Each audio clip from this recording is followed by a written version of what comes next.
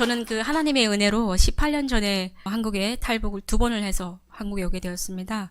그리고 지금 현재는 하나님의 제자로 결단한 삶을 살면서 PLI라는 미디어 사역팀에서 그 삶을 실천하고 있습니다. 저 어릴 때는 저 위에 언니가 3살 더 어린 언니가 있어요. 근데 언니는 아빠 엄마의 사랑을 듬뿍 받고 자랐습니다.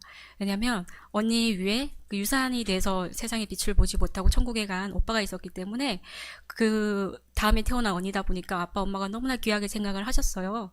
근데 제가 임신이 되자 이제 아빠가 남자이라고 생각을 하셨나 봐요. 기대를 하시고 엄청 기대를 하셨다고 합니다. 근데 태어나 보니 딸아이라서 얼마나 실망을 하셨는지 며칠 동안 집에 들어오지도 않으셨다고 해요. 그래서 북한은 남자아이가 참 귀합니다. 왜냐면 삶이 어렵기 때문에 남자들이 힘쓰고 이렇게 살아야 되기 때문에 농사도 하고 일도 해야 되기 때문에 이제 남자 고아 아이를 데리고 와서 저보다 이제 3살 어린 남자아이를 키우게 되었는데요. 그러다 보니 저는 아빠와의 관계가 참 어색했어요. 제가 뭘 괜히 잘못한 것 같고 아빠랑 계속 피해 다니게 되고 그런 어색한 사이가 되었답니다. 네. 그렇게 해서 제가 5살쯤 됐을 때 북한은 날이 너무나 춥고 겨울날이 그리고 이제 집안에 화장실이 있는 게 아니라 밖에 화장실이 있어요. 그래서 한 번씩 화장실을 가려면 그 재래식 화장실인데 밖에 나가서 이렇게 창고 쪽으로 돌아가서 그렇게 가야 되는 화장실인데 그 화장실 가기가 5살짜리 어린애가 너무나 무섭고 춥고 힘든 거예요. 그래서 자다가 이제 아빠를 깨워야 되는데 아빠가 또 고이 주무시니까 깨우질 못하고 한참 고민하다가 이제 잠깐 선잠에 자면은 이제 꿈에서 오줌을 싸는 꿈을 꿔요. 그 꿈과 같이 저도 시원하게 오줌 질러버리고 그렇게 자버리는 날이 허다했습니다. 다음날 아침에 당연히 아빠한테 혼나죠. 그러면 아빠가 그 창문가에 항상 쌀이꼬챙이를 이렇게 놔둬요. 그리고 쌀이꼬챙이를 가서 갖고 와라 이러면 혼날 거 아니까 미리 울면서 막 안 그럴게요 이러면서 가서 갖고 오는 거예요. 그러면서 다리 걷고 맞을 준비하면서 계속 웁니다. 근데 그렇게 맞고 나서 다음에 또 오줌을 안 싸냐? 아니죠. 아빠와의 관계가 회복이 안 되다 보니까 또 오줌 싸고 맞고 오줌 싸고 이게 계속 반복이 되는 거예요. 그러니까 아버지와의 관계가 참 힘들었습니다. 그렇게 저는 온전히 아빠 사랑을 못 받은 채 좀 초라한 그런 어린 시절을 보내게 되었어요. 제가 3남매가 되었는데요. 제가 8살쯤 돼서 이제 아빠는 북한 사회가 대부분이 좀 그렇긴 합니다만 남자들이 집안일을 잘 안 합니다. 그래서 엄마가 너무나 힘드신 상황에서 생활력이 워낙에 강하셔가지고 우리를 벌어미고 이러다가 너무 지치셨어요. 그래서 중매로 2분이 결혼을 하셨는데 사랑도 사실 그렇게 있지는 않으시고 그래서 이제 저희 세 남매를 엄마가 키우게 되시면서 이제 아빠와 이혼을 하게 되셨습니다. 9살쯤 됐을 때 엄마가 이제 비보를 들으셨어요. 할아버지께서 북한이 좀 떨어져 있는 곳에 사셨는데 워낙에 굶주리고 배고프고 힘든 상황이시다 보니까 그 삶에 너무 지치신 것 같아요. 그래서 창고에서 이제 자결을 하셨습니다. 그래서 이제 엄마가 그 상황을 듣고 자식으로서 엄청난 불효의 그런 마음을 느끼셨죠. 그래서 막 울고 한탄하면서 울분 속에 이제 북한을 비방하는 그런 말씀을 하시게 되었습니다. 근데 이제 지나가던 누군가가 그 얘기를 듣고 그 소리를 듣고 바로 신고를 하게 되었습니다. 그래서 이제 엄마가 영문도 모른 채 나가서 물고물 당하고 오고 몇 번의 그런 과정을 거쳐서 이제 엄마는 결심을 하시게 된 것 같아요. 아, 여기서 도저히 못 살겠다. 그래서 저희 3남매를 데리고 제가 10살쯤 됐을 때 북한의 그 양강도 해산이라는 곳이 있어요. 저희가 여기는 지금 한경북도라고 나왔는데 한경남도 출신입니다. 약간 동해 쪽이고 그 해산 쪽으로 가려면 엄청 좀 먼 거리긴 해요. 그리고 기차도 전기가 계속 끊기고 하다 보니까 한 번에 갈 수 있는 상황이 아니고 한 보름씩 갈아타고 하면서 갈 수 있는 그런 거리예요. 그렇게 저희를 3남매 쫄래쫄래 데리고 강가로 가셨습니다. 망설이고 또 망을 보고 힘들어하시는 시간 한 2달이 넘었어요. 그러다가 이제 더 이상 미루다가 강이 녹으면 넘어갈 수가 없잖아요. 그래서 이제 결단을 하고 강가에 어떤 큰 높은 낭떠러지가 있는 그 지점에 도착을 해서 한 명씩 뚝뚝 떨어져서 강을 건너게 됩니다. 저희는 이제 그 강을 건너다가 총에 맞아서 죽을 수도 있다라는 생각을 어린 나이니까 사실 그 경각심을 몰랐어요. 근데 이제 엄마가 그 맞은편 강 건너편에 있는 그 산을 향해서 무조건 뛰어라. 앞뒤도 보지 말고 그냥 무조건 뛰어라 하시는 말씀에 저희 셋은 미친 듯이 뛰었습니다. 사생결단으로 뛰어서 분위기 파악은 하니까 그렇게 뛰어갔습니다. 그냥 뛰기도 힘들었는데 사실 눈이 무릎까지 쌓이다 보니까 배로 힘든 것입니다. 그렇게 막 목에 신물 나도록 그렇게 뛰어서 강을 건너는데 성공했습니다. 엄마는 그렇게 건너가서 우리 세 남매를 데리고 한 2달 가까이를 걸었습니다. 겨울날을. 낮에는 사람들 눈을 피해서 산에서 좀 자고요. 밤에 위주로 걸었습니다. 엄마의 목적은 처음부터 한국이었기 때문에 저희 목표가 길림시에 있다는 영사관을 향해서 달리는 것이었습니다. 뛰고 또 뛰고 참 그 과정에 많은 일들이 있었는데 이제 너무 피곤하고 졸리다 보니까 눈 위에서 잠들잖아요. 산에 올라가서. 그러면 이제 눈을 딱 뜨면 눈 속에 파묻혀 있는 겁니다. 저 위로 한 40cm, 50cm 되는 눈에 파묻힌 상태에서 눈을 깨고, 그리고 이제 너무 춥다 보니까 옥수수 더미들을 이렇게 나무 수확하고 쌓아놓잖아요. 그 속에 파고 들어가서 잠을 자기도 하고, 또 밤에 걷다 보면은 그 오토바이들이 갑자기 순간 달려와요. 그러면 옆에는 산이고 밑에는 절벽인데 숨을 수가 없으니까 절벽에 떨어집니다. 그렇게 숨다가 신발 잃어버리고 뭐 양말 잃어버리고, 그러면 또 엄마가 동생 꿀밤 때리고, 그럼 동생이 하는 말, 엄마 그냥 나 짐이 되는 것 같으니까 그 어린 7살 동생이 그냥 나 버리고 가세요 그럽니다. 근데 그렇게 또 다시 끌고 다시 우리를 책임지면서 끝까지 이제 그 길을 향해 가는 것이죠. 길을 가다가 참 배고플 때는 길가에 이제 버려진 들짐승들이 먹다가 버려진 그 닭을 눈을 이렇게 많이 모아야 그 물이 나와요. 그리고 또 눈을 또 끓이고 하면은 물이 이렇게 많이 쌓이게 되는데, 그 물에 이렇게 삶아서 먹고 참 그게 너무나 맛있었어요. 아직도 그 맛을 잊을 수가 없어요. 예. 그 어떤 치킨보다 맛있었던 것 같아요. 그런 과정을 거쳐가면서 참 지금 이 짧은 시간에 말씀드리기가 너무 어려운데 그 2달이라는 시간 동안에 참 많은 일들이 있었습니다. 그렇지만 그 하나님께서는 그 적재적소에 필요한 은인들을 보내주셔서, 또 꼭 배고플 때 죽을 것 같을 때 또 사람을 보내주셔서 또 음식을 주셔서 그 험난한 과정들을 다 겪게 인도하셨습니다. 또 엄마가 하루는 더 이상 걸을 수 없는 상황이 있었는데요. 제가 지금 급해가지고 좀 말을 좀 빨리 합니다만 양보 좀 부탁드리겠습니다. 그래서 발에 이제 못이 박히게 됐어요. 더 이상 걸을 수가 없게 되니까 방법이 없잖아요. 그래서 어떤 트럭을 좀 잡았습니다. 근데 그분이 우리를 딱 훑어보더니 참 느낌이 왔나 봐요. 그래서 타라고. 그래서 저희가 엄마는 동생 데리고 앞자리에 타고 우리는 트럭 뒷자리에 타고, 그렇게 가다 보니까 초소가 한 4-5개가 있었던 것 같아요. 근데 그분이 참 감사하고 은인인 게 하나님 예비하신 사람이라고밖에 생각이 안 들어요. 얼마나 그 응기응변에 강하신지 막 웃으시면서 자연스럽게 연기하시면서 우리 자녀들이고 뭐 일하는데 이게 건너간다 하니까 그분들이 아무렇지 않게 저를 이렇게 패스해서 가게 되는 거예요. 그렇게 린장이라는 곳까지 가게 돼요. 좀 대도시인데 거기서 이제 조선족 식당에 들어갔더니 그분들이 우리를 보고 딱 보니까 느낌이 오니까 기름진 걸 안 먹이시고 죽을 써서 이렇게 딱 주시는 거예요. 그러면서 빨리 먹고 옷 갈아입고 빨리 가라고 그러면서 티켓을 사주셨습니다. 그렇게 저는 어렵게 길림시라는 곳에 도착했습니다. 그랬더니 이제 길림시에 도착하니까 영사관이 있어야 할 텐데 없었습니다. 없어가지고 너무나 망연자실을 했죠. 정보가 잘못된 거였습니다. 그래서 이제 어떡하나, 정말 너무 힘든 상황이었는데 저희 또 조선족 분의 또 이제 도움을 받아서 그분이 하시는 말씀이 베트남 쪽에 한국 대사관이 있는데 그곳을 통해 들어가면 한국에 갈 수 있다, 그렇게 얘기를 하시는 겁니다. 저희는 포기를 할 수 없었기에 다시 베트남을 향합니다. 중국을 또 탈출을 해서 베트남에 가기로 결심을 한 것이죠. 그렇게 베트남을 넘어갔더니 딱 도착해서 5분 만에 그 국경 베트남 군인들에게 잡힙니다. 그렇게 잡혀서 또 한 3개월간이 그곳에 체류합니다. 그분들이 우리 정체를 궁금해하셔서 계속 물어보시는데 대화가 안 돼서 저희가 그 한국 화장품 보면 뒤에 주소 같은 게 있잖아요. 그거를 갖고 와서 보여주면서 여기가 우리가 살던 곳이니까 우리를 좀 여기 데려다 달라, 그렇게 얘기를 한 것입니다. 근데 그들이 그래서 북한 대사관과 한국 대사관이 동일하게 연락을 취해서 저희 정보를 캐기 시작했습니다. 그렇게 3개월이 됐을 때 저희한테 받은 전화가 있었는데 한국 대사관의 전화였습니다. 저희는 너무 기뻐서 방방 뛰면서 너무너무 한국에 갈 생각에 설렜습니다. 왜냐면 북한에서는 모든 것이 이제 통일에 대한 것에 초점이 맞춰져 있어요.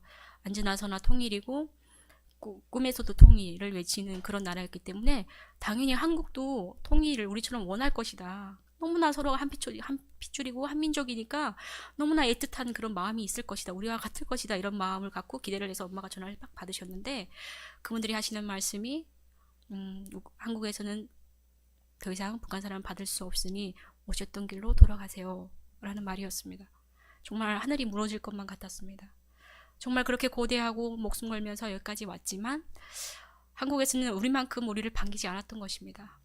너무나 망연자실하고 있었던 가운데 거기 계셨던 베트남 군인분이 어느 날 몰래 막 저희한테 오시는 겁니다. 그러면서 하시는 말씀이 그림을 딱 그리시면서 북한 지도를 딱 그려서 절반을 딱 긋더니 북조 때 남조 때, 그래서 이게 무슨 말인지 알겠더라고요. 그리고 하룻밤 이렇게 딱 자고 일어나면 삐용 날아와서 우리를 체포해 갈 거다, 북한에서. 그 얘기를 하시고 도망가셨습니다. 정말 설상가상으로 이게 어떻게 돼야 되나, 이 상황을 어떻게 모면을 해야 되나 고민을 하다가 바로 그날 밤 2시에 다시 베트남을 탈출하기로 했습니다. 우리를 정체를 모르는 중국에 다시 가자, 그렇게 마음을 먹고 그날 밤 2시에 다시 왔던 길로 계속 뛰고 도망을 해서 강가까지 이르게 됩니다. 가는 길에 또 막 군견들이 국경지대다 보니까 있잖아요. 그러니까 군견들이 막 따라와요. 계속 따라오면서 이제 저 같은 경우는 이제 오른쪽 다리를 물렸는데 그래서 피가 나오고 막 그러다 보니까 그 급한 상황에서 엄마가 이제 두면 안 되겠다 싶어서 생뜸을 떠주십니다. 엄마가 중국에서도 이제 뜸을 많이 뜨시고 의술로서 이제 생계를 유지하셨는데 그 생뜸을 막 떠주셨어요. 3군데를 막 떠주시면서 그렇게. 근데 뭐 너무나 뜨겁지만 엄청 긴장된 상황이니까 그게 뜨겁지 않게 느껴졌던 것 같아요. 그렇게 강가로 도착했습니다.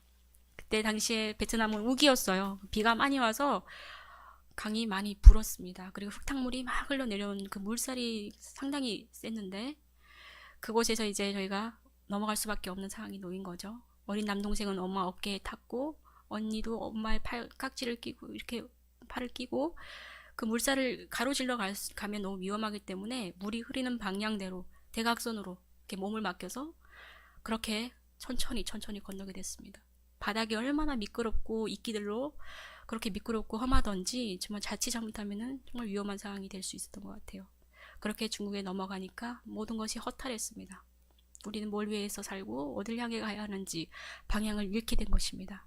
그리고 마음을 다잡았습니다. 다시는 우리를 원하지 않는 한국에 가지 말자. 그냥 여기서 좀 불안하긴 하지만 최선을 다해서 중국에서 살자, 이렇게 마음을 먹었는데요. 하나님의 뜻은 그게 아니셨나 봅니다. 중국에서 이렇게 열심히 엄마가 수완이 좋으셔서 침으로 뜸으로 점술사 어릴 때부터 하셨던 그런 일들로 그렇게 금방 일어설 수 있었습니다. 저와 언니를 학교에 보내셨고 저희도 엄마의 자랑스러운 딸이 되고자 열심히 공부했습니다. 근데 중국은 원칙상 한 가정당 한 자녀밖에 못 낳아요. 더 많아지면은 이제 인구가 너무 증폭을 하니까 그렇게 정해진 법입니다. 근데 우리가 한 집에 3자녀가 있다 보니까 언니와 저는 어떻게 하다 보니까 성은 다르지만 호구를 구해주셨습니다. 근데 남자아이 동생은 이제 호구를 아직 구하지 못했어요. 그래서 그 잘 먹여주고 키워준다고 하는 고아원 학교가 있다고 하는데 거기로 보내면 어떻겠냐라는 지인의 그 제안을 받아들이고 동생도 흔쾌히 너무 상황을 잘 아니까 흔쾌히 알겠다고, 그러면은 연락처 잘 기억했다가 우리 같이 연락하고 방학 되면은 엄마 몰래 가서 얼굴 보고 그러면서 중국에서 어느 정도 키워주면 우리 다시 만나자, 이렇게 생각하고 동생을 고아원 학교에 보내게 됐습니다. 근데 그것이 그 동생과의 마지막이 될 줄은 몰랐습니다.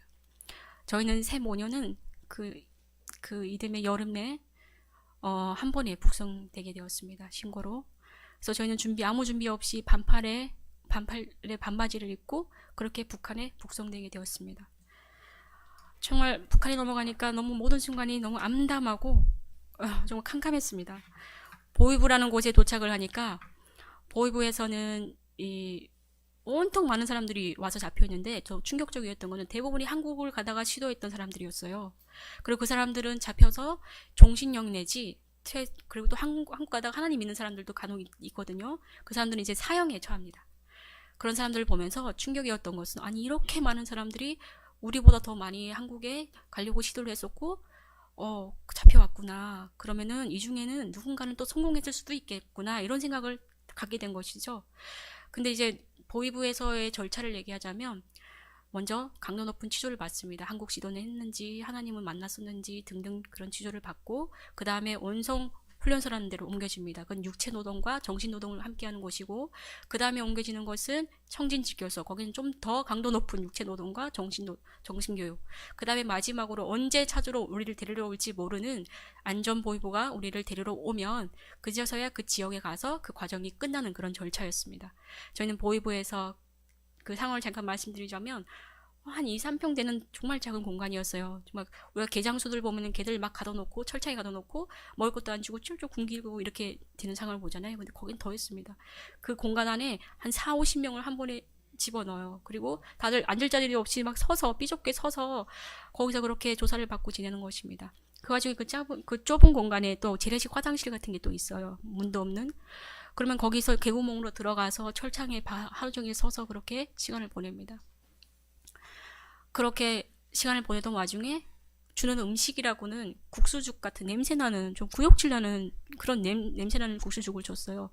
중국에서 좀 잘 먹고 지냈던지라 저는 도저히 못 먹겠더라고요. 그래서 계속 굶고 버텼는데 엄마는 계속 먹어야 된다. 너 그래도 먹어야 안 죽는다. 그래도 먹어라 했는데 도저히 못 먹겠어가지고 먹지를 못했습니다.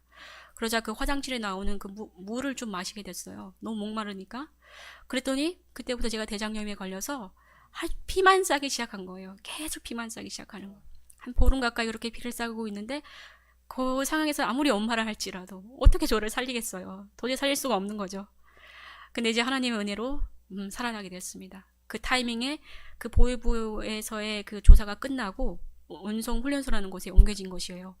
근데 정말 너무나 신기하게도 원래 원성 훈련소 같은 데 가면은 그 죄수들을 일을 시키지를 않아요. 밖에 나가는 일을 시키지가 않아요. 그거는 뭐 고양이한테 생선 맡기는 격이기 때문에 다 도망을 가니까 당연히 안 시키는데 저희 엄마를 딱 한 명을 정해서 그 많은 사람 중에 밖에 나가는 일을 물을 기르는 일을 시키게 된 것이에요.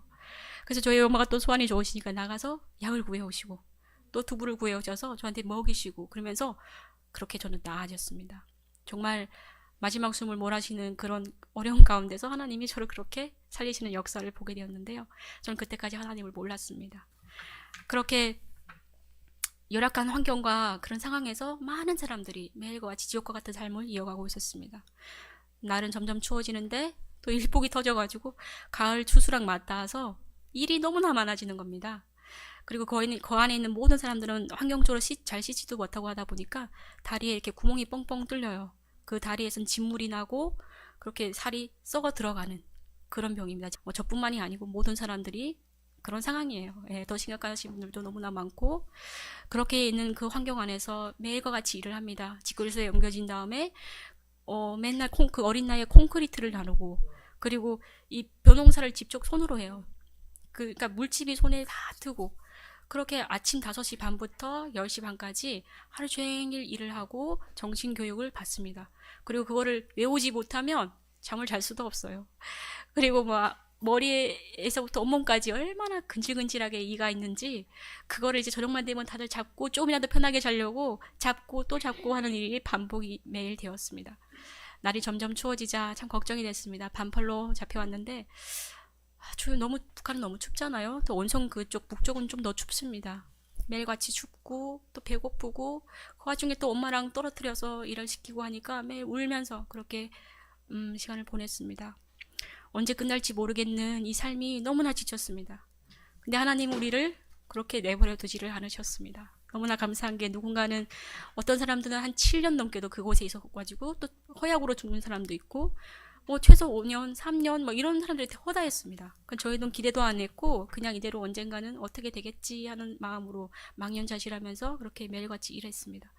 그런데 어느 날 갑자기 어떤 한 분이 저희를 찾아오신 겁니다. 12월 달이었어요. 12월 초였는데 그분이 이상하게 들리고 싶더래요. 우리 지역에서 한경 남도에서 오신 분이에요. 저희 기대도 안 했던 게 사실 먼 거리거든요. 그리고 누가 죄수를 데리러 그 먼 거리를 그 고생을 하면서 15박 16일 그 이상을 걸리면서 거기까지 오겠습니까?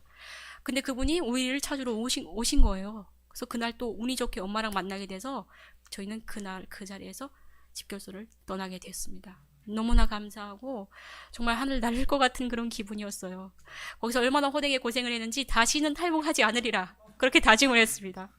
그래서 그 지역을 도착했는데 딱 도착해 보니까 엉망진창이더라고요.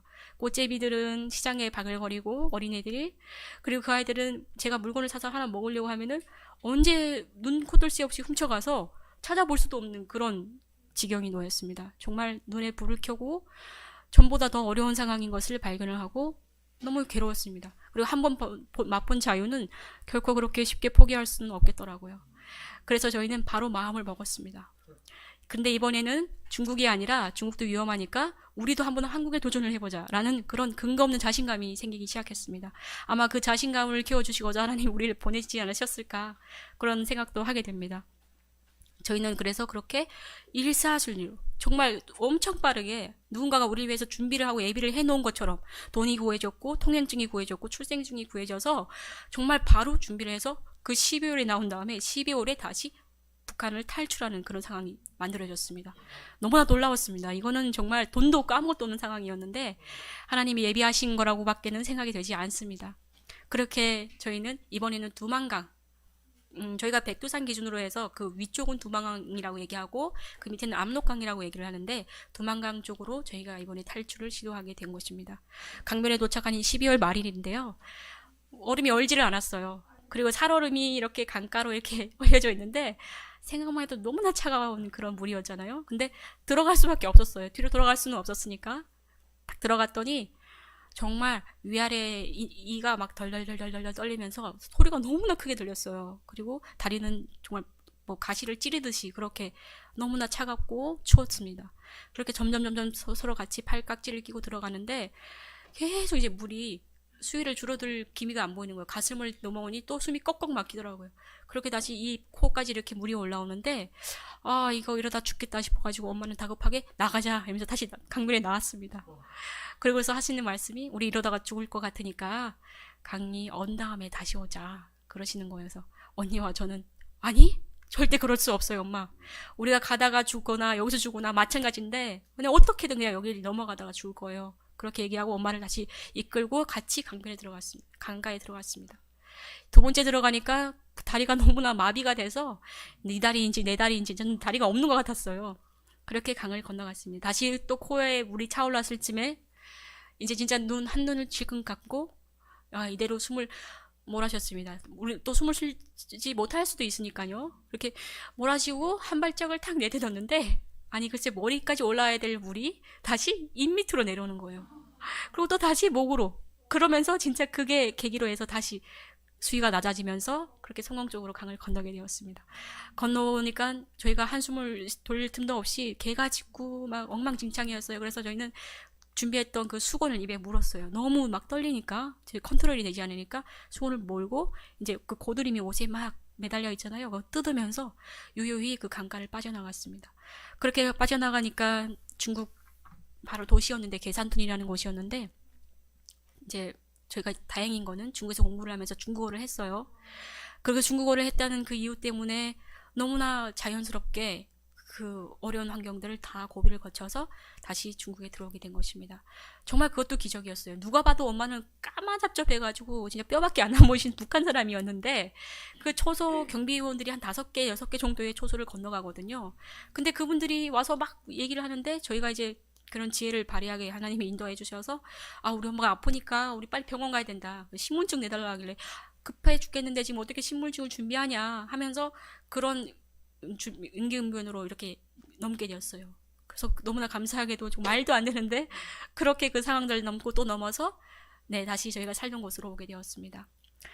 중국에 오니 이제부터 브로커를 통하여 한국에 가야겠다라는 이제 계획을 하게 됩니다. 거의 뭐 브로커한테 돈을 쓰고 하면서 한 달 정도 거기 살면서 시뮬레이션도 해보고 계획을 짜봤습니다. 북경 영사관에 도착했는데요. 그래서 어떻게 하면은 빠른 시일 내에 문제없이 영사관까지 들어갈 수 있을까? 이번에 여기서 잡히면 우리는 최소 사형인데 더 이상 잡힐 수가 없어서 정말 필사적으로 노력을 했습니다. 그리고 정말 살고 싶었습니다. 그렇게 해서 그 북경 대사관에 그 밥차가 들어가는 타이밍이 있어요. 그때 대문이 열립니다. 그 빽빽히 공안들이 서 있고 이제 거기서 저희를 이제 예의주시하고 있는데 딱 열리는 타이밍에 저희가 미친 듯이 와르르 쓸어 들어가게 됐습니다. 주변을 돌면서 망을 보면서 이렇게 그 주변에 곳곳이 숨겨 있다가 그렇게 열리는 순간 딱 준비를 해가지고 막 뛰어 들어간 것입니다. 정말 살고 싶었어요. 정말 살고 싶어서 그 삶을 다시 반복하고 싶지가 않았어요. 그 삶 반복뿐만이 아니라 정말 죽고 싶지 않았어요. 북한에서만큼은. 그래서 막 뛰어가고 문을 향해 가고 있는데 그 영사관 직원들이 한국 직원이잖아요. 우리를 딱 보더니 셔터를 탁 내려버리는 거예요. 쫙 내려버리더라고요. 정말 절망스러웠어요. 안 된다 이러면서 막 뛰어가서 그 샤터 문에 꼈습니다. 밑에. 그들이 얼마나 무거운지 막 밀고 내려와요. 그래서 막 끼고 막 필사적으로 살려달라고 막 살려달라고 외쳤습니다. 근데 그분들은 정말 얄짤없이 계속 내리고 계시더라고요. 막 살려달라고 막 그렇게 소리조를 지르는데 너무 감사하게 하나님께서 정말 인도하셨는지 문이 고장이 났어요. 이게 아마 이렇게 균형이 틀어졌는지 내려오다가 이렇게 딱 균형이 일자로 내려와야 되잖아요. 막 힘을 주고 막 이러니까 균형이 딱 틀어져서 문이 안 내려오게 된 것이죠. 그래서 그 타이밍에 저희가 그 안에 들어가게 되었습니다. 들어가게 되니까 그동안에 쌓았던 그 서러움과 그 감정들이 북박 차오르면서 새 모녀가 그렇게 그 자리에서 펑펑 한참을 울었습니다. 너무나 서운했어요. 그리고 너무나 살고 싶었으니까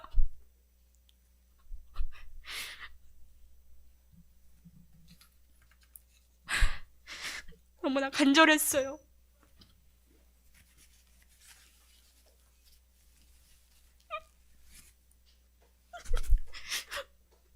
너무나 간절히 살고 싶었는데 우리만큼 그 상을 알아주는 사람은 없었다는 생각이 들었습니다. 그렇게 해서 정말 손꼽아 기다리다 한국에 오게 됐어요. 그래서 모든 어려움과 모든 환경이 다 끝날 줄 알았어요. 그동안에 우리가 겪었던 그런 서러움과 나라 없는 그 아픔이 이제 다 사라질 거라고 생각했습니다. 그렇게 한국에 도착해서 보니까 현실은 또 그렇지 않았습니다. 정말 자유만을 위해서 정말 자유만 바라보고 한국에 왔지만 현실은 자유롭지가 않았어요. 사람들이 우리 북한 사람을 보는 시선이 아니곱고 우연히 또 공부하면서 그러는 와중에 그런 글을 보게 되었습니다. 기사에 빨리 너네 나라로 가라, 세금이나 축내지 말고 가라, 뭐 이런 댓글이 또 베스트 댓글인 것을 보고 완전히 마음을 다쳐버리게 됐습니다. 내 나라고 내 민족이고 내 핏줄이라고 생각하면서 목숨을 걸면서 왔는데 그들은 우리처럼 그렇게 우리를 사랑해 주지도 않고 관심이 없구나, 오히려 남보다 못한 그런 상황이구나 라는 걸 알았을 때 정말 온 마음을 다 다쳐버렸습니다. 그리고 그 일로 인해서 회사에 들어갔을 때 또 북한 사람에 대한 비하말을 듣고 정말 분노에 분노를 하면서 내가 이러려고 목숨을 걸고 한국에 온 것이 아닌데 그 목숨을 걸고 온 그 대가는 이런 비참함이구나 라고 생각하면서 모든 마음을 닫아버렸습니다. 그리고 저한테 북한에서 왔다는 사실은 수치가 돼버렸습니다. 어떻게든 북한 사람인 것을 노출시키고 싶지 않고 감추고 싶었습니다. 그래서 학교에 들어갔을 때도 내가 너무 어렵고 부족해도 정말 최선을 다해서 밤을 새가면서 친구들한테 누가 되지 않고 넌 도대체 무슨 정체가 뭐니? 라는 얘기가 듣기 싫었기 때문에 정말 잠도 줄여가면서 그렇게 공부를 했습니다. 그렇게 정말 저는 만족하면서 제가 해왔던 그 공부들에 만족을 하고 그렇게 졸업을 하게 되었습니다. 그렇게 졸업을 한 이후에 성공을 하고 싶었어요. 돈을 많이 벌고 싶고 성공하고 싶었어요. 그래서 북한 사람 이후로 손가락질 받고 살고 싶지는 않았던 것 같아요. 그러면서 열심히 공부를 하고 또 나와서는 돈을 열심히 벌었습니다. 20대 후반에 여행사에 들어가서 일찍이 과장직을 달고 그리고 연봉도 4천만 원대 이상으로 제가 원하는 연봉을 받고 그렇게 인정받으면서 살고 있었습니다. 그러다 어느 날 그 모든 것이 이제 모래 위에 쌓은 성같이 와르르 무너지는 순간이 있었는데요. 엄마도 이제 한국에 오셔서 계속 해오시던 일을 하시면서 점술사로서 TV에도 출연하시고 하면서 부를 계속 축적을 하고 계셨습니다. 그래서 저는 죄송합니다. 그렇게 지내던 어느 날 엄마가 코인 관련 어떤 회사에 투자를 하시게 된 것입니다. 5억 가까이 투자를 하셨어요. 그리고 저도 수익이 나오는 걸 보고 욕심이 나는 거예요. 그럼 나도 투자를 하고 싶다 해서 그 전에 빌었던 돈과 또 심지어 대출까지 끌어서 투자를 하게 되었습니다. 그리고 이제 예상하시다시피 모든 것이 물거품이 되었습니다. 모든 것이 한순간 날려버렸습니다. 그리고 나서 정말 모든 게 어둡고 앞이 캄캄했어요. 이제 어떻게 살아야 되나. 근데 설상가상으로 또 하필이면 코로나가 터져서 제가 해왔던 여행업이 한순간에 사라지게 되었습니다. 저는 믿고 의지했던 엄마를 비빌 수 있는 엄마도 이제 그 돈이 다 사라지셨고 제가 벌어왔던 돈도 사라졌고 직업도 한순간에 다 잃고 대출만이 남았고 또 하나 얻었던 거는 병이었습니다. 저는 말할 수 없이 아팠고 힘들었습니다. 그리고 이 병이 도대체 정체가 뭔지 몰라서 병원에 다녔는데 병원에서도 이 병의 정체를 모른다는 겁니다. 병의 증상은 숨이 조이고 호흡곤란이 와서 숨이 쉬어지지 않는 거였어요. 그리고 1년 내내 식은땀만 흘렸어요. 추워도 흘려, 더워도 흘리고 계속 식은땀만 흘렸습니다. 다리에는 힘이 풀려서 누워서 일어나지도 못하고 엄마는 돈도 없으신 와중에 저한테 한약을 몇 척씩 지어 먹였습니다. 그래도 아무런 소용이 없었어요. 저는 그렇게 어둠의 날을 거의 1년 반 가까이 지내게 됐습니다. 1년 반을 그렇게 아프면서 제가 느꼈던 것은 한 가지입니다. 모든 사람은 언젠가는 죽을 것인데 나도 어차피 죽을 거잖아. 근데 나는 지금 왜 이렇게 살고 있는 거지? 그런 생각이 자다 깨면은 항상 제일 먼저 드는 것이었습니다. 아무 이 시간이 돌아왔을 때 그때서 이제 하나님이 때가 된 것 같습니다. 그때서야 하나님께서 저를 만나주시기로 계획하셨습니다. 저는 하나님을 믿지 않았고 교회도 다니지를 않았어요. 왜냐면 교회라는 이미지를 제가 봤을 때 떠올렸을 때는 좀 의지가 약하신 분들의 공동체 같은 느낌이 들었기 때문에 좀 되게 비과학적이다 이제 이런 생각을 하면서 비성적이다 이런 느낌이 들면서 그 교회를 인정하지를 않았어요. 몰랐습니다, 정체를. 그런데 교회를 나가지도 않았던 저를 하나님이 만나주셨던 방법은 꿈을 통해서였습니다. 하루아침에 꿈을 꾸게 되었는데요. 그 꿈에서 엄청 큰 광장에 많은 사람들이 앉아서 시험을 보는 거였어요. 정장 같은 것을 입고 저도 그 중에 한 명이어서 시험을 보는데 제가 지나가는 감독관으로 보이는 분한테 물어보는 거예요. 감독관님, 이거 샤프나 연필로는 잘못 쓰면 지울 수가 있잖아요. 근데 볼펜으로도 수정 같은 거나 수정 테이프로도 지울 수 있는데 제가 지금 이게 붓으로 썼는데 이 붓은 어떻게 지어야 합니까? 이렇게 질문을 하는 겁니다. 그랬더니 그 감독관이 저를 이렇게 딱 보시더니 하시는 말씀이 정말 간절히 지우고 싶으세요? 그러시더라고요. 그래서 꿈에서 제가 네! 그랬더니 그럼 정말 간절하게 기도를 한번 해보세요. 그럼 어쩌면 하나님이 그 글을 지워주실 수도 있을 거예요. 이렇게 얘기를 하시길래 꿈에 저는 망설임 없이 그렇게 기도를 했습니다. 기도를 하고 눈을 딱 떴는데 거짓말같이 제 종이가 하얗게 바뀌어져 있는 거예요. 그러면 제가 그 꿈에서 얼마나 감격을 했는지 펑펑 울었습니다. 아니 이 많은 사람 중에 내 글씨가 지워졌다는 이 사실이 너무 믿기지 않았던 그 감격이 있었나 봐요. 그래서 꿈에서 막 엄청 흐느껴 울다가 울는 상태에서 이렇게 흐느껴 우는 상태에서 잠을 깨어나게 됐습니다. 이렇게 울면서 깨웠어요. 이게 무슨 꿈이지? 근데 참 이상했던 거는 그 꿈을 꾼 이후부터 하나님의 존재가 믿어지는 거예요. 그러면서 생각이 말도 안 돼, 과학적으로 설명도 안 돼 이렇게 생각했던 것들이 아니 하나님이시니까 내가 그분을 이해하지 못하는 게 당연한 거지 그런 생각으로 바뀌기 시작했습니다. 그리고 그런 하나님이시면 그것은 종교가 아니라 진리구나 그 마음이 저한테 되게 강력하게 들어차기 시작한 것이죠. 누구의 말을 들은 것도 아님에도 불구하고 한순간에 제 마음이 바뀌는 것을 제가 보게 됐습니다. 그렇게 지내던 어느 날 어떤 우연히 찬양을 듣게 됐는데 나를 지으신 주님이라는 찬양이었어요. 나를 지으신 주님 내 안에 계셔 처음부터 내 삶은 그의 손에 있었죠. 내 이름 아시죠? 내 모든 생각도 아바라 부를 때 나를 들으시죠. 이런 가사였는데 그는 내 아버지 난 그의 소유 내가 어딜 가든지 날 떠나지 않죠. 그 찬양을 듣는데 정말 가사가 눈에 보이는 순간부터 울기 시작했어요. 제가 아니었어요. 그냥 제 안에 모를 뭔가가 흐느껴 통곡하면서 울었습니다. 자제가 되지 않을 그 통곡이 계속 흘러나왔습니다. 그러면서 계속 울고 막 엄청 많이 탈진할 정도로 울다가 울면서 알았어요. 이 노래 가사가 하나님이 나한테 주시는 말씀이구나. 내가 너희 아버지다. 내가 어딜 가든지 널 지켜봤고 이제서 나를 만나주신 그 하나님이시구나 라는 것을 제 영이 알게 되었습니다. 그렇게 하나님을 만나기 시작하면서 제가 아팠던 그 모든 과정들이 거짓말같이 어떤 약을 먹은 것도 아닌데 다시 숨이 쉬어지기 시작하는 겁니다. 그리고 다시 잠을 자기 시작하고 다시 감사가 튀어나오기 시작하면서 제 삶이 조금씩 변화되기 시작했습니다. 그러던 어느 날 그렇게 감사 가운데 제가 변화된 삶을 살고 있었는데 갑자기 한순간에 크리스마스 이브였는데 기억도 나요. 밥 먹으러 가족들과 밥 먹으려고 가려고 하는 길이었는데 엄청 아프기 시작한 거예요. 그때 진짜 최대치로 아팠던 그 상황대로 숨이 조여오고 가슴을 필 수도 없는 그런 상황이 딱 닥쳤습니다. 그랬더니 제가 갑자기 의심을 하기 시작했어요. 갑자기 이게 뭐죠? 일시적인 현상이었던 거예요, 하나님? 하나님 계시는 거 아닙니까? 제가 왜 아프죠? 저 어떡하죠? 하면서 갑자기 불안이 몰려오기 시작했어요. 그렇게 길을 나서는데 어디선가 엄청 큰 번개와 같이 큰 소리가 들려왔습니다. 나를 믿느냐? 담대하여라. 그 말씀이, 그 큰 음성이 저를 강타했습니다. 정말 너무나 놀라웠어요. 하나님의 음성을 들어본 적도 없고 듣는다고 생각해 본 적도 없는 저예요. 근데 저에게 하나님께서 음성을 들려주시면서 저한테 질책하셨습니다. 나를 믿는 거 맞냐고. 그리고 담대하라고 그렇게 말씀을 해주셨습니다. 전 순간 하나님 힘이 풀리면서 하나님께 답했습니다. 하나님 믿습니다. 하나님 믿습니다.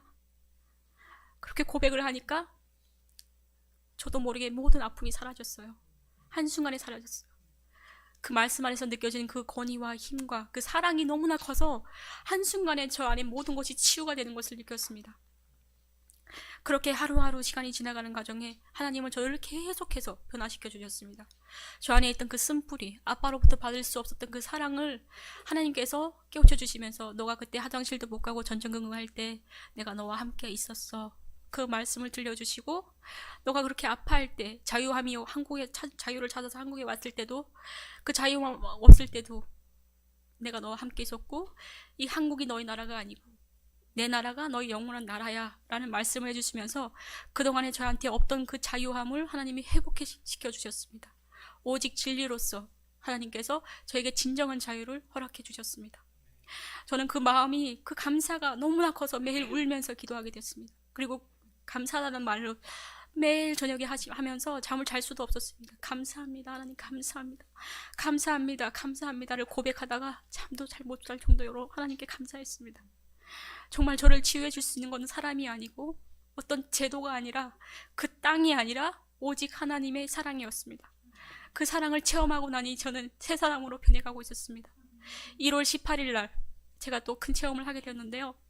이상하게 그날따라 그 전날부터 음식이 땡기지가 않더라고요. 아무것도 먹고 싶지도 않았어요. 심지어 물까지도 먹고 싶지도 않았어요. 저는 성경에 대한 지식도 없고 금식 기도에 대한 개념도 없던 사람이에요.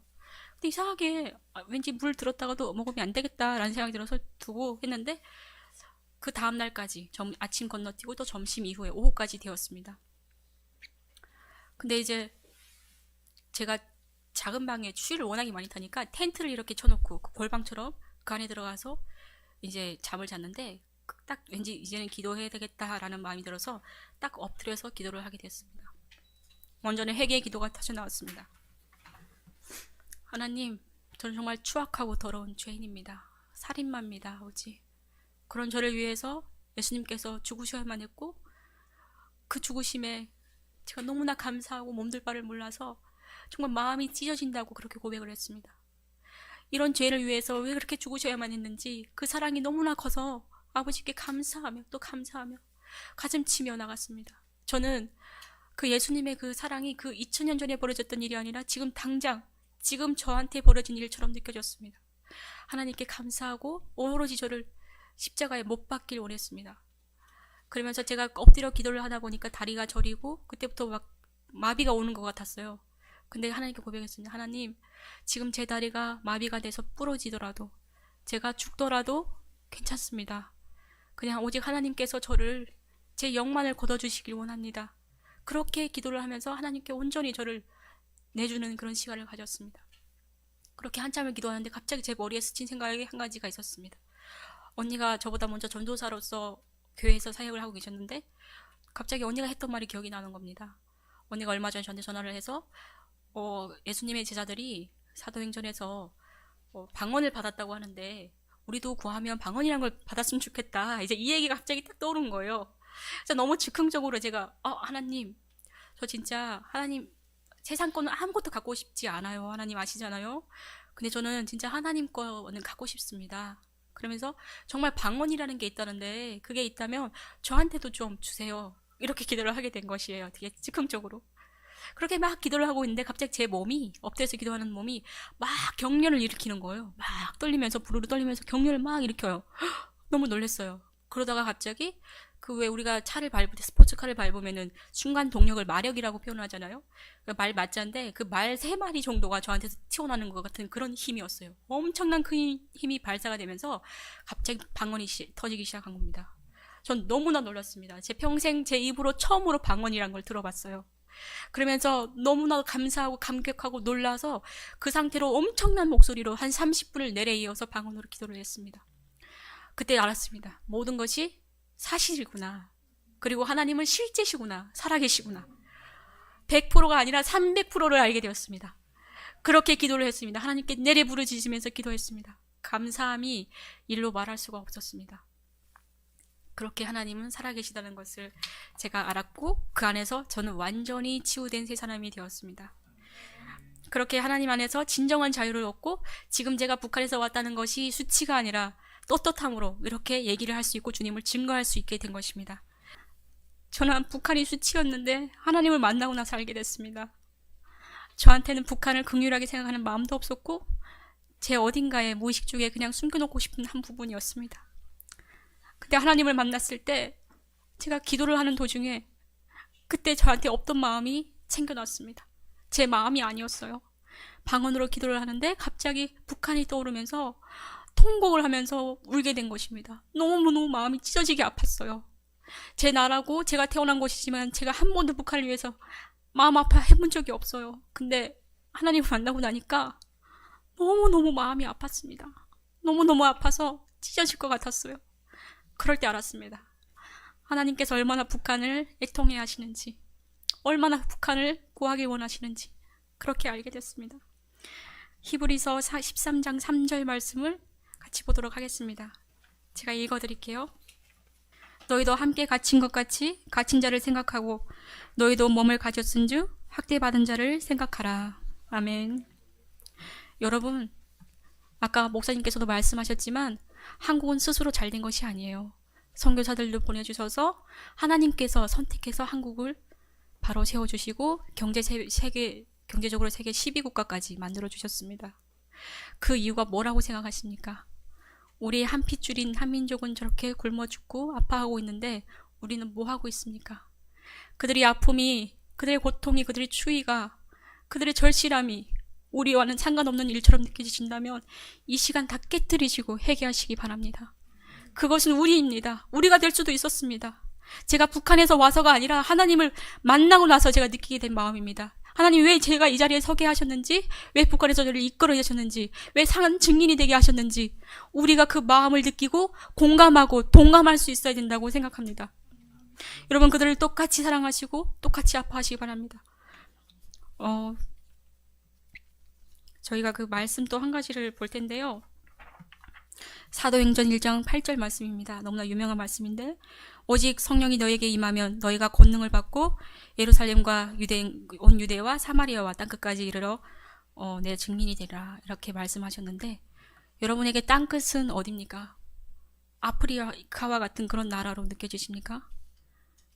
아닙니다. 영적인 땅끝은 저는 북한이라고 생각합니다. 제가 그걸 절실히 느꼈던 것이 저희 교회에 얼마 전에 부룬디라는 곳에서 한 28명 정도의 분들이 오셨어요. 세계적으로 가난하기로 3위 정도에 속하는 그런 나라인데요. 물도 없이, 그 깨끗한 물도 없이 흙탕물을 마시는 그런 분들입니다.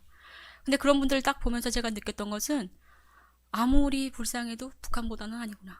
그리고 세상에서 제일 불쌍한 나라는 하나님이 말씀하시는 이 땅끝은 아프리카가 아니라 북한이구나라는 것을 제가 느끼면서 많이 울었습니다. 그들은 심지어 하나님을 찬양하고 얼굴이 너무나 환하고 살아서는 지옥일진 몰라도 죽어서는 천국에 갈 수 있는 그런 사람들입니다. 하지만 북한은 아닙니다, 여러분. 우리 형제, 우리 자매, 우리 한민족이 살아서도 지옥을 긋고 죽어서도 지옥을 갑니다. 아무리 우리가 남을 섬기고 내 가족과 내 자녀는 지옥에 보내고 남들 천국에 보낸들 하나님이 과연 기뻐하실까요? 하나님 보시기에 외식이겠죠. 그런 모습을 제가 느끼면서 진짜 북한이 제일 불쌍한 나라구나. 그리고 우리가 왜 하나님이 우리를 먼저 보내주셔서 통일의 마중물로서 사용하게 하셨는지 그 뜻도 알게 되면서 저 여러분들에게 권면하고 싶습니다. 밥 먹을 때나 항상 기도할 때나 그 북한에서 느끼는 고아들의 마음을 느끼고 그들 위해 기도하시기 원합니다. 그 땅에도 새로운 복음이 들어가서 살아서는 잠깐 지옥일지 몰라도 영원한 천국에 갈 수 있는 그런 형제 자매들로 여러분들 노력해 주시기 원합니다.